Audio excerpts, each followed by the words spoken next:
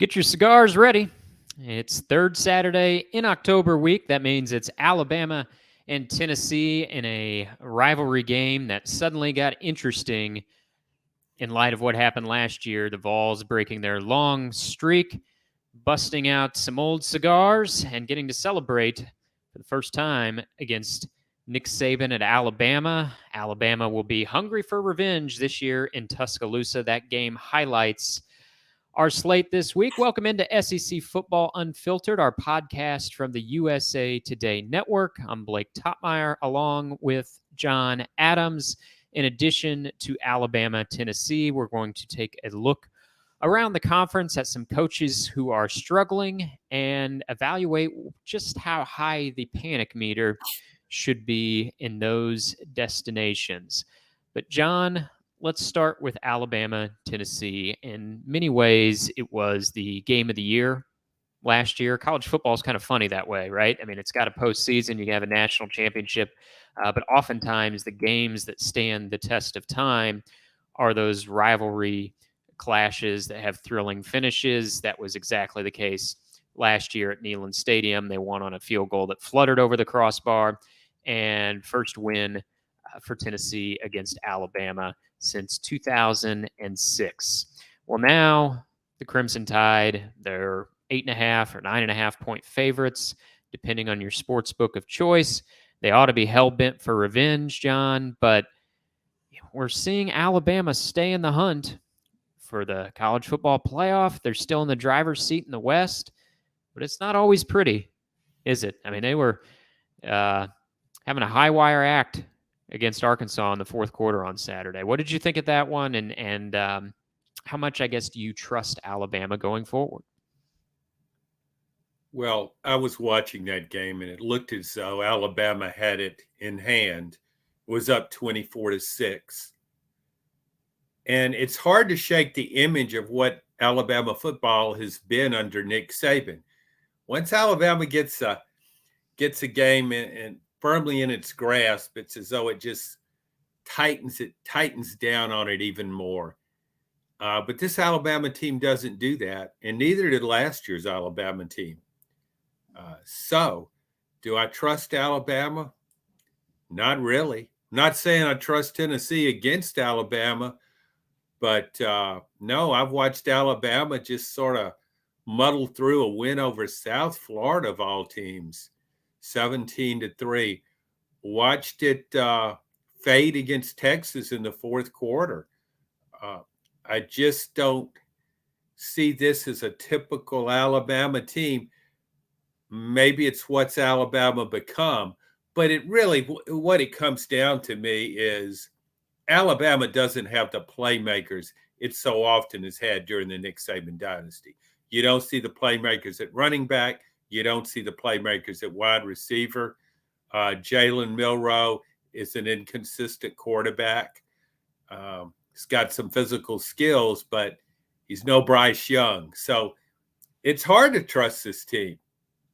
Yeah, and with Milroe, I guess the disappointing thing, if you're an Alabama fan, was, you mentioned the Texas and South Florida games, but I think if you're glass half full for Alabama, you were hoping that the Texas A&M game was sort of a turning point moment for Jalen Milroe. He threw an interception in that game, but by and large, he played so well. He and that Alabama defensive line were responsible for Alabama emerging from College Station victorious. And you're thinking, okay, there's the turning point. And, I mean, he hit a number of deep shots against Arkansas. Everything looked okay in the first half. But then in the second half, he and that offense struggled to salt it away. And so, I think we're left with the feeling of Jalen Milroe is a better quarterback than he was in week 1 and week 2.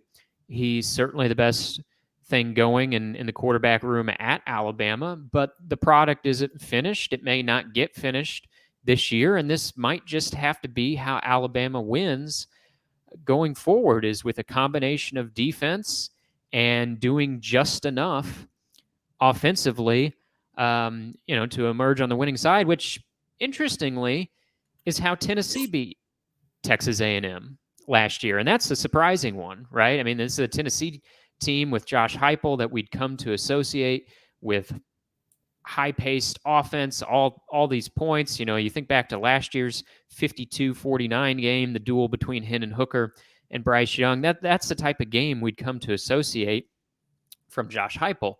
And now this year they're winning with defense. Their defensive line manhandled Texas A&M's offensive front in that game. Joe Milton, he's struggling. He's not playing like a typical Heupel quarterback. And this is maybe not to the same extent as Alabama, because Tennessee still has had some games against inferior opponents where it's piled up some points. But in a game against a decent team in Texas A&M, it had to win with defense. So, in some ways, I see some similarities between these programs. You don't know exactly what to expect from the quarterback spot, although I trust Jalen Milroe more than I do Joe Milton. You don't see the same level of playmakers at wide receiver as what we've seen from these teams in the past. And defensive line and defense overall has been responsible for at least one, if not more, key victories on both sides. So there are some similarities between Alabama and Tennessee, I think. Yeah, you look at last year's 52-49 game. This game could be 26-24. I think if you can score 25 points in this game, you will probably win. It's a pretty extreme turnabout in just one season with the same two coaches, the same two programs. I think there's a tendency. You talk about Jalen Milroe, and I was so impressed with the game he had against Texas A&M. With quarterbacks who are inconsistent, I think when they're at their best, when we witness one of those performances, the initial reaction is, oh, here it is. This was the breakthrough game. And now we're going to see this steady incline throughout his career as though he's turned a corner. The lights come on. All those cliches. In fact, no, he's probably still an inconsistent quarterback. That's who he is, and that's who he will be. I've kind of made that determination about Joe Milton, Tennessee's quarterback. He's capable of making some big plays, certainly, as is Jalen Milroe. But you brought up the issue of trust when we started the podcast. Do I trust Alabama? I don't really trust either one of those quarterbacks. Does Tennessee need a quarterback change, John? They have Nico Iamaleava on the bench, the 5-star freshman. According to some recruiting services, he was the number 1 recruit in the nation from this last class. We've barely seen him in a little bit of relief duty, but not much this year. And so you've got the 6th-year senior in Joe Milton. But when I look at Milton, he's making some mistakes that you would expect from an 18-year-old true freshman. And so on the one hand, I say, well, if the 6th-year senior is making freshman mistakes, why not go to the freshman? On the other hand, I think, well, I sure wouldn't want a true freshman debuting as a starter in Bryant-Denny Stadium against a team that, as I said, ought to be out for revenge after such a rare loss to Tennessee, at least in this modern era. So I guess from my stance, I would not make the change from Milton to Nico now. But if Tennessee were to lose this game, at that point, they're probably not getting to Atlanta. I'd be pretty tempted to make the change come November, although coaches are always so hesitant to make a quarterback change. Coaches look at things from coaches preach to players, go all out. If you make a mistake, have a short memory, don't worry about it. Put that behind you. Keep playing. They don't coach the way they coach their decision making is different when it comes to them. They think about what can go wrong.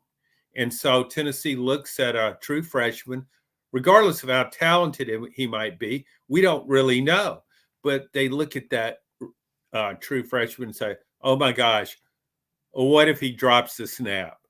What if he's got a deer in the headlights when we actually put him out there? Almost as if he's this really good athlete but he's never played the game. So we have no idea what he might do. So I think there's no willingness to try that until, as you mentioned, a loss. If you lose to Alabama, I would certainly play him against Kentucky. If Joe Milton performs no better than he did at Texas A&M, think how many players you could put out there who could do what Milton did against Texas A&M. 11 of 22 passing, 100 yards, made a couple of runs, not much, made a couple of boneheaded plays. Red zone interception. A crucial red zone interception. A ball shouldn't have been thrown. Maybe Josh Allen makes that throw, but Joe Milton does it. So, I mean, how much worse could it have been? Tennessee won despite him. Perhaps it could win despite Nico, and I won't attempt to do what you did very eloquently, pronounce Nico's last name. I think I've got it in my head. I mastered Tua Tagovailoa, but Nico is still a stranger to me, so I'm not ready. You got to say it real fast, John. Iamaliava. We'll see. Just practice off air, and you'll be impressing us all in future episodes. I guess I'm hesitant to try it, just as a coach might be hesitant to try the freshman. But at some point, you have to say, and let's face it, I know this can't be a determining factor, but Nico's making a lot of money playing football, even though he's not playing. He's making a lot of money practicing football. He's got a great NIL deal. We all know that. We might not know the specifics, but we know he's making a lot of money. Another thing about Nico, he didn't just show up in August.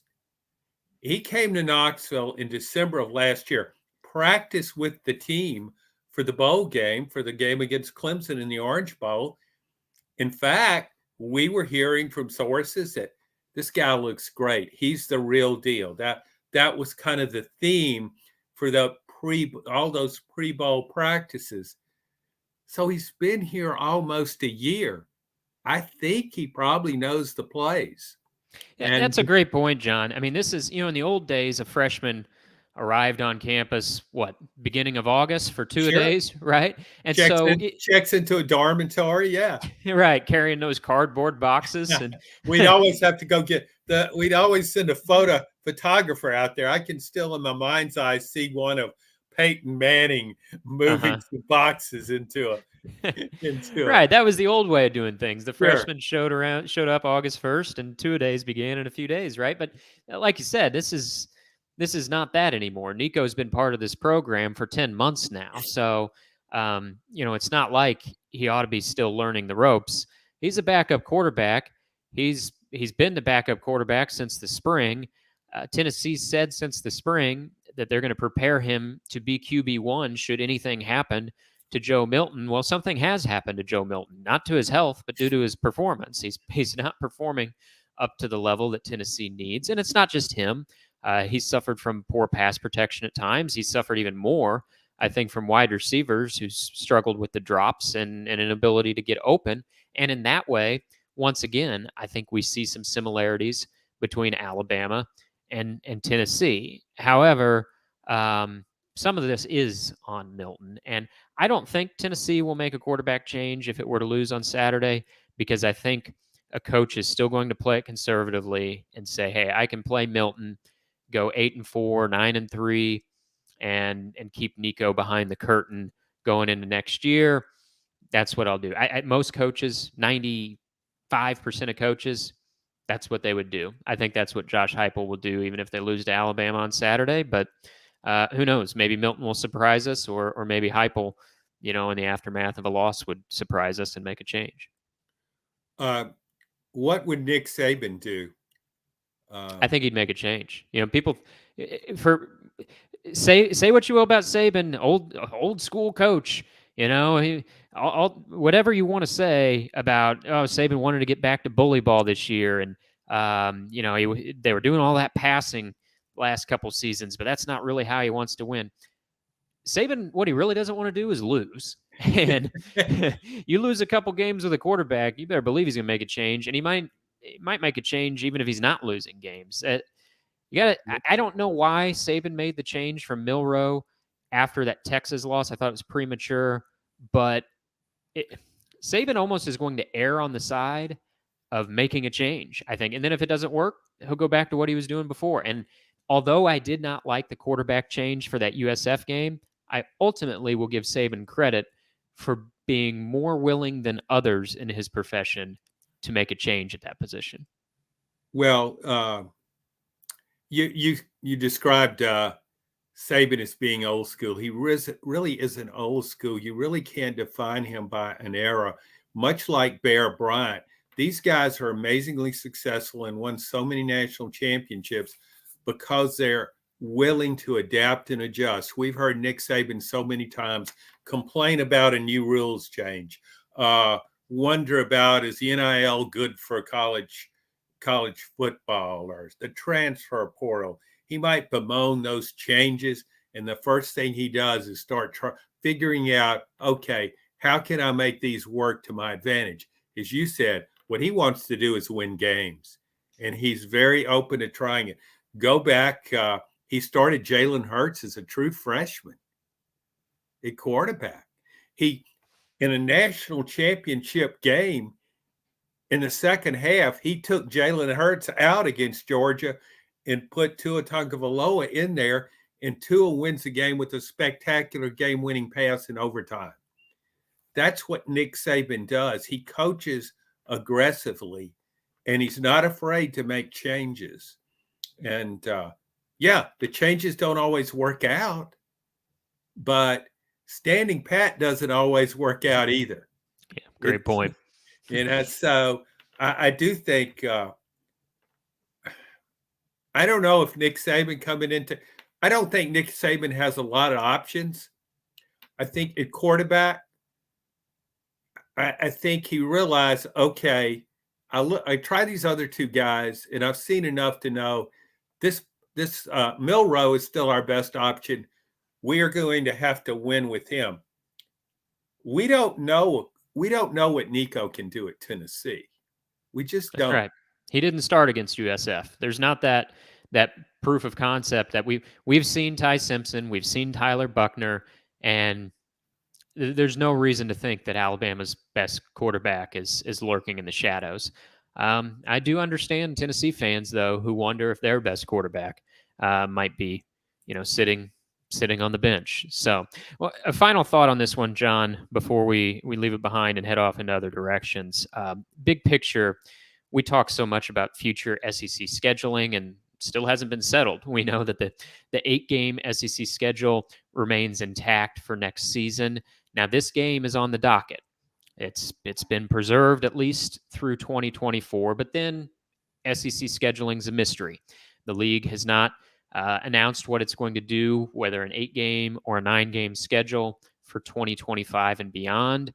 We know that if it were to stay at an 8-game schedule long term, this game would be in jeopardy, at least as an annual rivalry, because in an 8-game schedule, each team would have one rival that it plays annually. For Alabama, that would be Auburn, and for Tennessee, that would presumably be Vanderbilt. In any case, it's not going to be Tennessee and Alabama.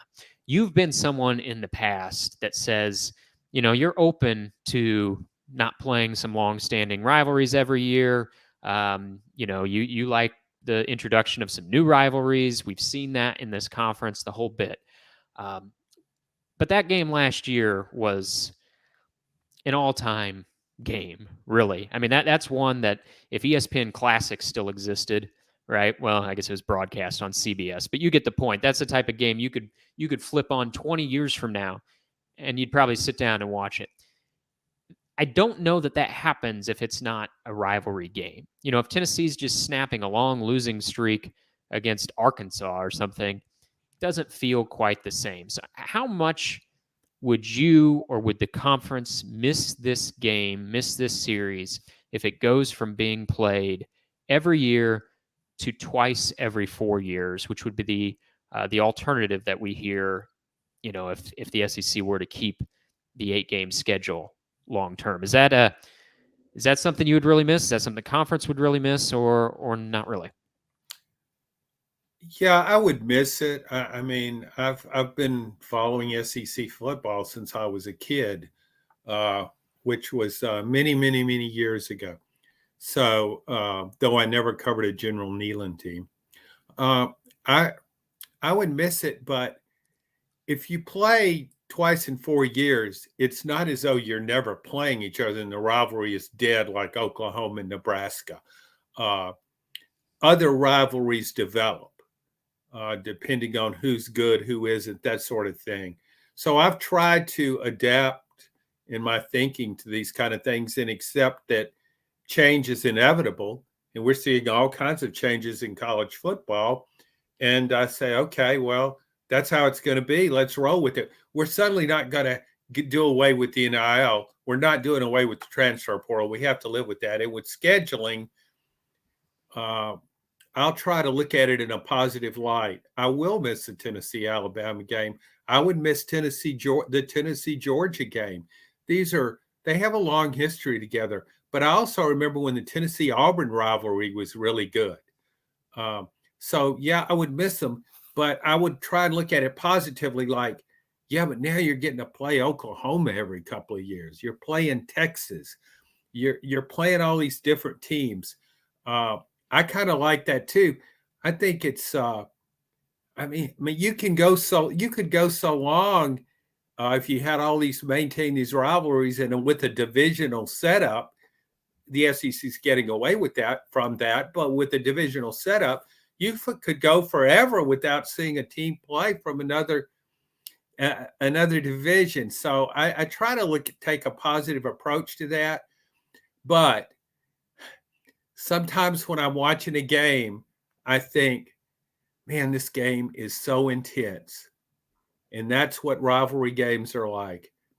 I watch I watch the Red River Shootout, or do we call it the Red River Showdown now? Yeah, Politically still more the correct. shootout on SEC Unfiltered. It's still a shootout, and it is a shootout.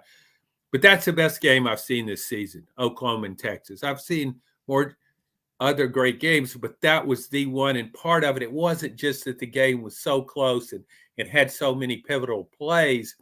It was the intensity. It's palpable, that kind of intensity at those kind of games. And that's how it was with Tennessee and Alabama last year. And when a game ends with the goalposts being dumped in a river, Yeah. that's pretty special. That takes it to the next level. It's not Yes. just tearing down the goalposts. They tore down the goalposts. They marched him out of the stadium, and they baptized him in the Tennessee River.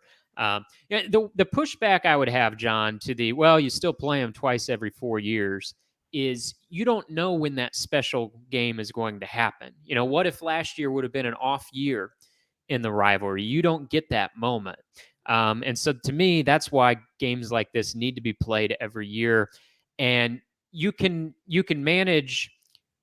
I agree with you. I don't like this divisional structure where you go like 7 years in between facing some opponents. So, I mean, the solution is still obvious for the SEC. You get rid of divisions as they're doing, but you just go to the 9-game conference schedule so you can preserve more of the rivalries like Tennessee, Alabama, while still getting your variety in scheduling. It's a simple solution. You go from 8 to 9. That would keep games like this, like Georgia Auburn, like those other second tier rivalries on tap every year. And yeah, I'm not going to hide my feelings. Hopefully, that's what the SEC eventually comes to. But let's spring off in another direction, John, because I want to get to some other programs. This is the time of year where preseason optimism turns into midseason angst and frustration, and fans taking to the message boards to type in all caps, "Fire everybody." You're 4-3, fire them all, stroke the check, get them out of here. So, but I'm curious your panic meter, or your what should be fans' frustration level with a handful of coaches. So let's keep it simple. Let's go 1 through 10. I'm not asking you necessarily how likely is it that the schools are going to fire these individuals in the next 4 days or something. This is more, how reasonable is it to be totally frustrated, with 10 being, yeah, absolutely, you should be typing fire everybody onto the message board, and 1 being, let's calm down for just a second here. So let's start with who else? Jimbo Fisher, Mr. Mediocrity, Mr. $77 million buyout, Mr. Always underwhelms with oodles of talent. Loses to Alabama, loses to Tennessee, lost on the road to Miami. Same story. The soundtrack won't play the next song. So 1 to 10, what should Texas A&M's fans reasonably be with Jimbo Fisher? Probably a 12. I just watching that game, and I know it's not a certainty when you're observing a coach on the sidelines, but Jimbo really looks disengaged to me. There, you mentioned, why not? They got to pay him $77 million to go away. I might be too. Yeah, he's just being human. You mentioned angst. Well, I don't see much angst with him. I don't feel as though he's not sleeping because of what's going on with Texas A&M. Texas A&M was good enough to not just beat Alabama, but beat Alabama and beat Tennessee the next week too, to win both those games. He lost 1 by 6, 1 by 7. And I just didn't see him doing much to impact the game. How can you not do more to get the ball to Ainias Smith against Tennessee? He's one of the best playmakers in the conference, in the country. I mean, he can turn what looks like a nothing play into a touchdown. I just like he was just kind of going along with the flow, and lo and behold, he lost both games. A Texas A&M, I think Texas A&M fans are conditioned to this. Can you imagine Alabama fans watching those 2 games? If that had been Alabama, or Georgia fans, or Tennessee fans, or even Auburn with a 6-year coach like Jimbo is. I mean, that's the thing to keep remembering here is we're not talking about a guy in year 1, year 2, year 3. Oh. We're talking about a guy in year 6 who got a contract extension for no real logical reason 2 years ago. And I mean, the only reason this guy's still employed is he has a $77 million buyout. But as we've said before, that's the one school where, I mean, they are a fundraising and revenue giant. If one school could say, "Yep, we'll eat that $77 million buyout," Texas A&M would be near the top of the list of those type of schools that could do that. Yes, I agree. I mean, Texas A&M has everything it takes to win a national championship. Facilities, recruiting base, stadium size, passionate fan base, all that good stuff, but it doesn't have the coach. And it never does it? Not quite. I mean, it had good years it's had its moments. I mean, Jackie Sherrill was successful there. R.C. Slocum was successful there. But that crowding season, the kind you get at LSU and Alabama or Georgia or Albany, Florida, those kind of seasons consistently elude Texas A&M. I'll move on to the next one, John. A closing thought on this. The last 27 seasons, 27 years, that accounts for Texas A&M's time in the Big 12 and the SEC.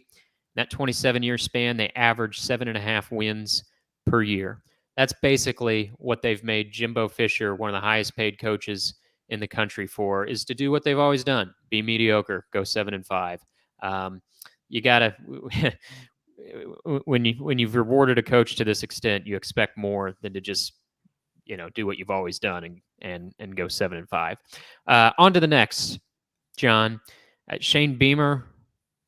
How quickly can a coach sprint from the penthouse to the outhouse, right? I mean, it was just last November, South Carolina was upsetting Tennessee and Clemson, going 8-5.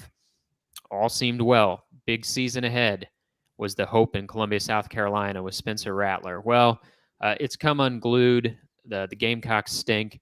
And we heard from Beamer after their latest loss to Florida on Saturday. I'm paraphrasing here, but he basically went on a long whining monologue in which he said the coaches had great plays called and the players screwed it up. It doesn't go over very well after you sink to 2-4. Beamer won 15 games though through his first 2 seasons, and but it's come apart here in year 3. So 1 through 10, what should the level of frustration be with Shane Beamer in Columbia, South Carolina? I would say probably an 8 or 9. Pretty high. Okay, I didn't know if you'd go that high. Let's make it a 9. A 9. All right. Yeah. Here's why. And again, this varies from fan base to fan base. South Carolina fans, through their history, which is not spectacular, have been very patient with coaches. The expectations are lower there than most places in the SEC. It's not a typical SEC fan base, even though it's been here for about 30 years now. Steve Spurrier, when he was coach there, actually chided the fans about, you're not upset enough about losing. Can you imagine Shane Beamer saying that? I mean, he would not say that. He'd blame the chain gang, but you think Will Muschamp thought about saying that? You need to bring a moving van to my house. I just think when I go back and I looked at that season last year, the November to remember, so to speak, beating Clemson and Tennessee, 2 top 10 teams, then going toe-to-toe with Notre Dame in a high-scoring game in a bowl. Spencer Rattler looked as good as any quarterback in the country. Just even there that was almost a red flag, because you wondered where that team had been in the first 7, 8, 9 games. Why did it take that long for all of this to suddenly click and you're seeing a talent? Another red flag. Top running back, Marshawn Lloyd, transfers, goes to Southern Cal, where he's the lead running back in a talented group of running backs. Jordan Birch, South Carolina's best pass rusher, said, no, I think I'll go somewhere else. I'll go to Oregon. Jaheim Bell, a very versatile player, a tight end who lined up in the backfield and ran for 82 yards against Tennessee last season. No, I think I'll go to Florida State. Those are red flags. I mean, why couldn't South Carolina keep those players? Yeah, Beamer gets a lot of credit for plucking Rattler out of the portal. Beamer, former assistant coach at Oklahoma, and yeah, credit due, because where would this team be without Spencer Rattler? But what else has happened in the portal? South Carolina, I think, has lost more than it's gained via transfers. And when you think about what I just said there, where would this team be without Spencer Rattler? Well, we're going to find out next year where it will be without Spencer Rattler, and I think it's going to be pretty ugly. And so, Beamer's got pretty lofty buyout, and while we said Texas A&M maybe could make a big buyout disappear, Beamer's is nothing like that. I think it'd be like $18 million at the end of the season, but $18 million would be a pretty big number for South Carolina to stomach, especially for a guy that beat Tennessee and Clemson last year. So I'm not saying there's anything on the horizon this fall, but when we look at next year, Spencer Rattler off that team, I'm not real optimistic about the future for Shane Beamer and South Carolina. How about another one, John? Sam Pittman. He was a toast to college football 2 years ago. Took over a Arkansas program that was Vanderbilt level bad. I mean, seriously, no joke. Remember what Arkansas was under Chad Morris. Well, he won 3 games in his first year, pandemic season. Then year 3, went 9-4, and like Shane Beamer to some degree, he's kind of become a victim of his early success. Last year, they regressed to 7-6. Now they're in the midst of a 5-game losing streak. They've become sort of the king of the 4-point loss, the 7-point loss. Had a close loss to Alabama on Saturday. They got a winning record against the spread. They got a losing record in reality, 2-5. Year 4 coach, Sam Pittman, 1 through 10. What should the level of frustration be with him? 8. I think maybe the bettors like Sam Pittman. Okay, still there. I wonder, when a coach, it's not as though Arkansas is repeatedly being blown out. It's losing close games, as you mentioned. It's seemingly was on its way to a blowout loss to Alabama, but it rallied, made a game of it, and had a chance to win the game at the end. But when you lose close games repeatedly, I think fans look at that as coaching. They look at it as, okay, we got enough players. We hang in there with Alabama. We hang in there with different teams, more successful teams, but we can't quite do it. Now, coaches say it the other way. We're almost there. We're just a play or two away. But I think fans look at it, that's probably coaching. And I think he was a really feel-good story because he ended, what was it, seemed like it was a 21-game SEC losing streak when he arrived there. Something, it was Vanderbilt-like. Exactly. And so he turned it around and he made headway. Players seemed to play hard for him. I liked all that good stuff. But he's trending in the wrong direction. And he goes, well, he could go 4-8 or something this year. Yeah, I think 4-8, 5-7 are in play. The schedule eases up here down the stretch. They got 4 out of their last 5 at home. But I still think it's a pretty narrow path to bowl eligibility. They're 5-7 looks pretty realistic, I think, for Arkansas. Yes, and I think he's wasting a pretty good quarterback too. KJ Jefferson, I know you're a big KJ fan, but he doesn't have quite enough help, but he's really making plays. When you have a quarterback that can just throw a defensive lineman on the ground and then take off running and to break 3 or 4 tackles, who also can make some throws for you, I think fans will look at that too. So, well, we might not have a quarterback like this next season. Mm-hmm. If we can't do more with KJ Jefferson, what will we do without him? So, yeah, I can see where the fan base there would be very antsy at this point. Yeah, and much like South Carolina, that would be maybe my long-term concern here with Sam Pittman and Shane Beamer is if this is the product with Spencer Rattler and KJ Jefferson, I don't anticipate either of those schools making a change.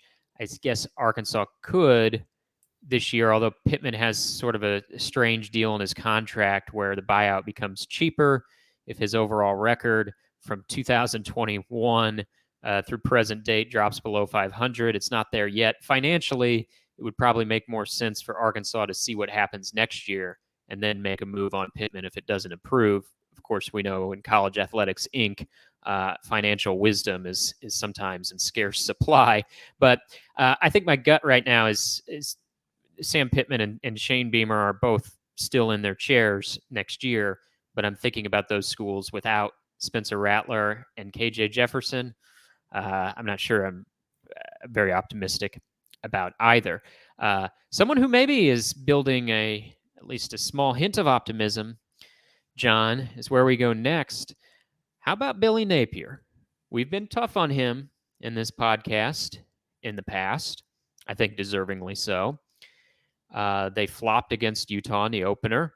They got embarrassed on the road by Kentucky, but they also have a road win this past week against South Carolina. What an escape act by Graham Mertz and the Gators. And they beat Tennessee. They're sitting at 5-2. The schedule stiffens from here, but Florida will probably slip in to a bowl game for the second straight year. Not that that deserves much celebration, but Napier's recruiting well. He's sitting at 5-2. I don't get the sense that Florida fans have fallen in love with him. We know Florida fans can turn on a dime. 1 through 10, what should the level of frustration be with Billy Napier? I would say an 8. Yes, he's recruiting well, but recruiting well doesn't mean as much as it used to because the transfer portal looms large now. He's doing, if he was at Arkansas and this was his record, that would be fine. If he were at South Carolina and that's his record, it would be fine. But he's not. He's at Florida, which won national championships under Steve Spurrier, won 1 under him, and won 2 under Urban Meyer. Let's keep in mind what happened to Dan Mullen there. he had a lot more success initially and I know you can talk about he didn't recruit well enough and he left the cupboard bare for Billy Napier, his successor. But Dan Mullen's a pretty good coach. And he beat Georgia. He won the SEC East. And he got fired. I think Billy Napier will be fired at the end of the 2024 season. Because I look at next season's schedule and I see non-conference games against Miami, Florida State, and UCF. I see a conference schedule at Tennessee, Texas, LSU, Georgia. I think he's going to have a losing record in his third season, and I think that gets you fired at Florida. Well, yeah. If he has a losing record in year 3, that ought to get you fired at Florida. I've been in lockstep with you on most of your rankings. I probably wouldn't go as high on this one. I feel like Florida's made something out of nothing out of this season. Now, maybe Napier deserves some blame for being positioned to have a nothing season, but Graham Mertz is playing much better than I ever expected he would. And I'm with you to a point on recruiting. However, as I look at Florida sitting there with the number 3 recruiting class in the nation, I guess for me, that does buy me a little bit of a lower number here when you combine it with the 5-2 record, a better record than these other guys we've talked about this year. Now, let's revisit this at the end of November and see where Florida lands, both in the record column and in the recruiting rankings. But 5-2 plus a number 3 recruiting ranking, I probably wouldn't go quite that high. I think I'd probably be more in the 5 or 6 range with Napier. Although I'm with you on most of these other coaches. So, final thing, real quick, John. Don't want to go too deep on these guys because they're year 1 coaches. But would you go above a 5 in frustration with either year 1 coach Hugh Freeze at Auburn or Zach Arnett at Mississippi State? Certainly not with Hugh Freeze. I mean, Auburn fans are still celebrating the fact that Brian Harsin isn't on its sidelines. They did lose by 30 points to LSU. I know. That celebration may have ended Saturday. Well, I know, but Hugh Freeze has a track record for success. He's won wherever he's been. I think he'll win at Auburn. LSU's offense can score that much on anybody, and Auburn doesn't have the offensive weapons to exploit LSU's weaknesses in the secondary. So I thought that game could go that way. I didn't think it'd be that bad. But no, I don't think Auburn fans, I think they're just a year removed from Brian Harsin. And they were ready to fire him the week after he was hired. So I think they're okay. I think he's okay. I think with Zach Arnett, I think the frustration may not be there yet, but it's kind of moving up. I'm not sure he can win an SEC game. And yeah, Arnett's biggest problem may have been how high the bar was set by Dan Mullen and Mike Leach at Mississippi State. They made winning there look easier than it is. I think I'm not talking winning national championships, but posting, 8-9 wins in a season, they made it look very doable at Mississippi State. I think we know that it's a little harder than they made it look, and that plus a school-friendly contract, a very rare case where you can say the contract favors the school, and understandably so. Arnett was a defensive coordinator, got promoted after the death of Mike Leach. There was no reason to give him a massive contract, a massive buyout, but the contract favors the school.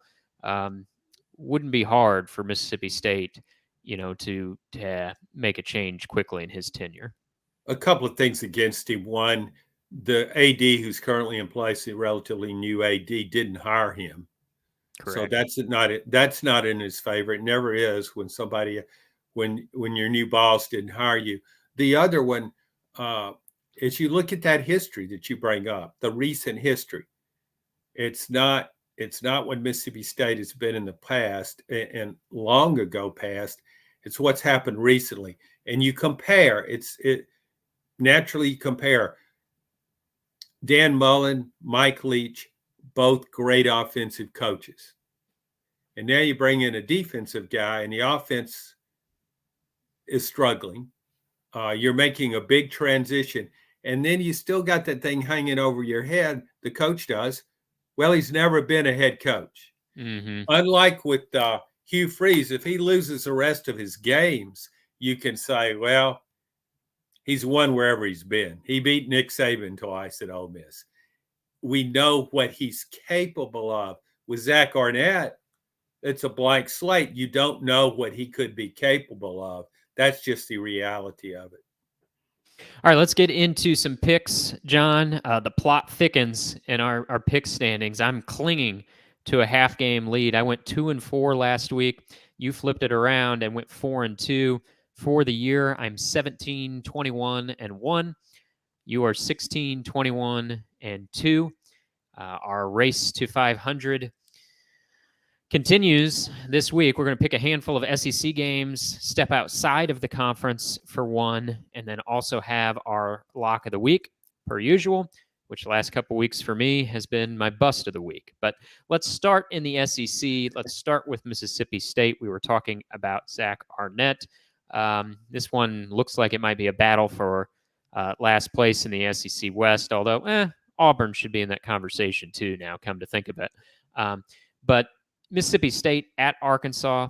Arkansas, a 7-point favorite. I'm taking the Hogs. Arkansas 2-5 on the record, 4-3 against the spread. I've trusted them a couple weeks in a row to cover the spread. They got it done. I think they win this one. I think they win by more than a touchdown. And I think the temperature on Sam Pittman is going to come down just a little bit, just enough these final few weeks of the season that we see him into 2024. Yeah, this is a really tough one for me. That line is really tough. I don't think Arkansas is ready to give up, despite its troubles. And it's finally coming home. First home game since I think it's September 16th, so mid-September, since it's been in Fayetteville. So I'll lean the same way you're leaning. Don't feel great about it, but I'll take Arkansas. We talked at length about Tennessee, Alabama, John. So let's go ahead and make our pick there. Alabama, 9.5-point favorite in Tuscaloosa. We said we don't trust either of these teams necessarily a ton. Who do you trust to cover the spread here? I trust Tennessee. I think that's just too many points. I could see that being a 3 to 7 point game. One thing that really strikes me about the matchup is they both played Texas A&M last couple of weeks. Alabama couldn't run the ball on Texas A&M. Not at all. Tennessee rushed for 232 yards. I think Alabama's defensive front is similar to A&M's, both high quality. Tennessee really showed me something by being able to run the ball on Texas A&M, so I would take the points there. Yeah, I'm going to take the points too. 9.5 feels like a lot for this Alabama team, which is sort of identity they're building is kind of gutted out, and celebrate wins however you get them. So I think Alabama wins. I don't think they will win by the 10 points necessary to cover the spread, so I'll take the Vols. How about South Carolina at Missouri? Missouri, we threw out Eli Drinkwitz as our we reluctantly threw him out as our midseason coach of the year a week ago. He was sort of the best of a batch of not great candidates. Well, his candidacy improved after Missouri laid it on Kentucky on Saturday. How about this, John? There's 3 teams in the SEC right now that have at least 6 wins. Now, bye games kind of factor into that. Nonetheless, though, the 3 teams in that category, Georgia, Alabama, and Missouri, holding company with Georgia and Alabama. How about that? South Carolina's reeling. There's not much about the Gamecocks that I like from what I've seen. Missouri's at home. I think they win and they cover the 6.5. Yeah, I agree with you on that, Blake. I just Missouri was really impressive. I thought last week again in Lexington, and I thought it would win that game, but it fell behind 14-0 really fast. Hostile venue. Just maintained its poise, kept coming. its offense really is pretty good. And Brady Cook is he's really having a good season at quarterback. He can run. He's been accurate on his throws. Uh, the receiving course has been a little better than I thought. And South Carolina's pass defense is just dreadful. Graham Mertz can attest to that. So can a long line of SEC quarterbacks. So, yeah, I could see this being a double-digit game. I feel really good about that pick, which probably means South Carolina win the game. Sure. Yeah, the betting public also strongly favors Missouri to cover the spread in this one, which also tells you that smart bettors would probably go the other direction. That's the way it usually goes. But how about Ole Miss Auburn?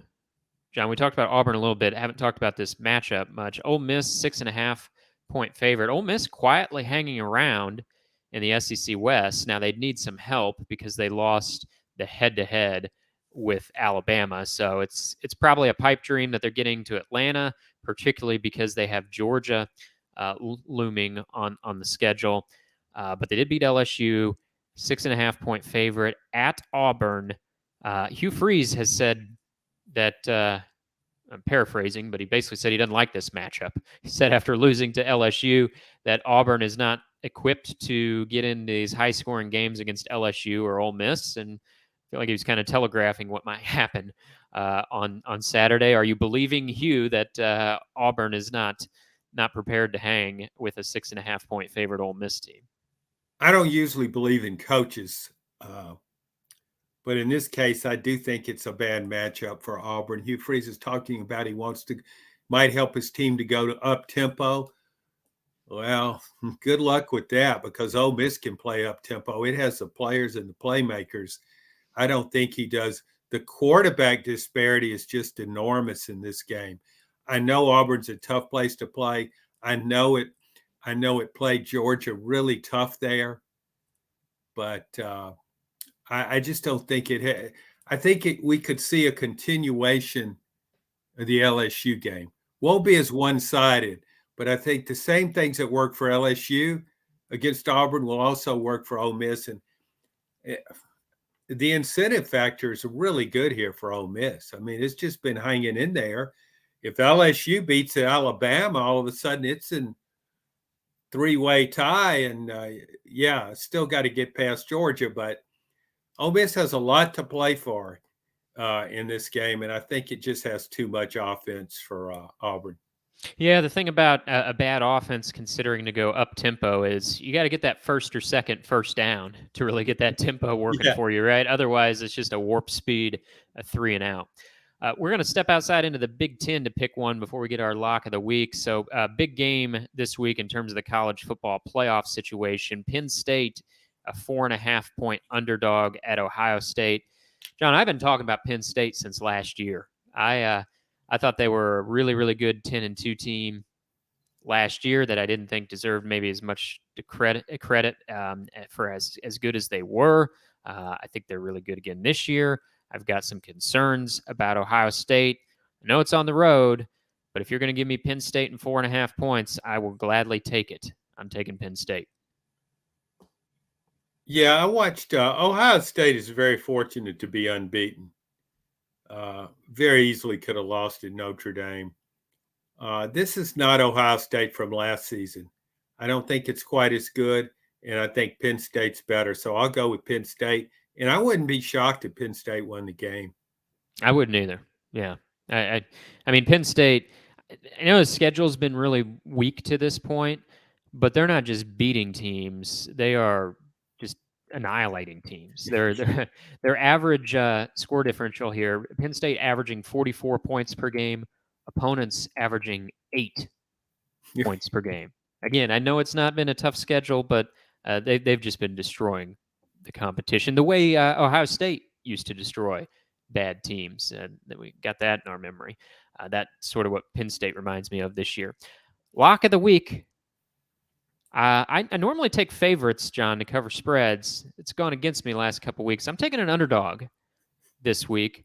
Don't ask me why, but I'm taking 12.5 points and Northwestern. Give me those 12.5 at Northwestern at Nebraska. Nebraska struggles to score. Northwestern struggles with everything. Don't necessarily like Nebraska to lose this game. I don't think Northwestern goes in and does the upset, but Nebraska's quarterback situation is pretty bleak. They average fewer than 20 points per game. So if they got to cover 12.5, even if it is Northwestern, even if it is at home, give me Northwestern in those 12.5 points. I'm just impressed that you would even take 20 seconds out of your day to look at that game. Well, I wanted to take an underdog this week, John, because I'd lost on the favorites a couple weeks in a row. So I thought, who's an underdog I like here? And Nebraska, I know it's been such a struggle for them offensively. When I saw they had to cover 12.5, I'm like, ooh, there's maybe something there. I think we need to frame this a little differently. I think lock of the week is a misnomer. It sure is. It's anything but a lock. I mean, my locks of the week are just getting destroyed. They don't even come close to covering. No, you had Georgia covering against Vanderbilt last week. Didn't work out. And one thing we neglected to mention, Brock Bowers' ankle injury. He's going to be out for a few weeks. He'll miss the cocktail party for Georgia against Florida in a couple weeks' time. So that's something we'll dive into in future installments here. Out the door, John, you got a lock of the week for us, which, as you said, will probably be a bust of the week. Yeah, I'm trying to decide between two games. And I'm going to take Florida State minus 13.5 over Duke. Okay. You're all in on Florida State. They're hitting their stride. Okay. Got any rationale for that, or just you believing in Florida State? I looked at all the games, and the other one I came up with was Clemson minus 2.5 versus Miami, but kind of flipped a coin there. Said I'd go with Florida State. It's a really good team. It's really rolling toward the college football playoff. And Duke, Duke is so much better than I thought it would be. I mean, its defense is so good, but I just don't believe it can be that good. I just, maybe I go too much with image, but I'm just rambling here. Rambling is what you do when you're uncertain about things, and I'm uncertain about all my locks of the week. Well, I'm certain we've reached the end of the road here. Thanks for listening to SEC Football Unfiltered. We'll be back with you next week.